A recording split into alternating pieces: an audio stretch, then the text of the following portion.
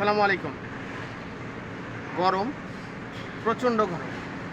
এই গরমে লেবুর শরবত খেতে সবারই ভালো লাগে।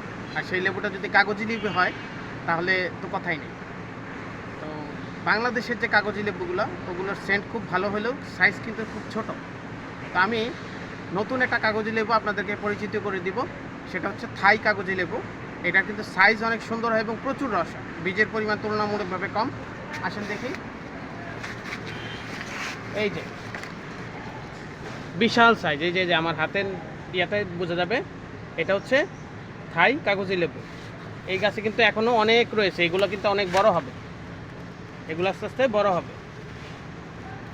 আমি একটা পারি, কাটা আছে। এই যে এই হচ্ছে থাই কাগজি লেবু। সাথে ছুরি নাই, ছুরি থাকলে দেখাইতে পারতাম।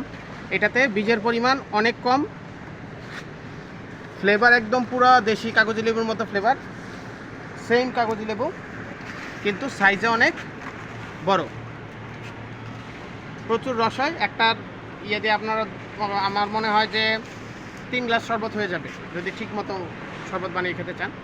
তো চাইলে কিন্তু বাসায় লাগাতে পারেন, খুব বেশি জায়গা লাগে না, অল্প জায়গায় খুব সহজে। কেমন যত্ন, আমি কিন্তু যত্ন করি না, জাস্ট লেবু গাছটা বছরে একবার ছাঁটাই করে দিবেন, সুন্দর লেবু হয়ে যাবে, প্রচুর হবে। চেষ্টা করবেন। আল্লাহ হাফেজ।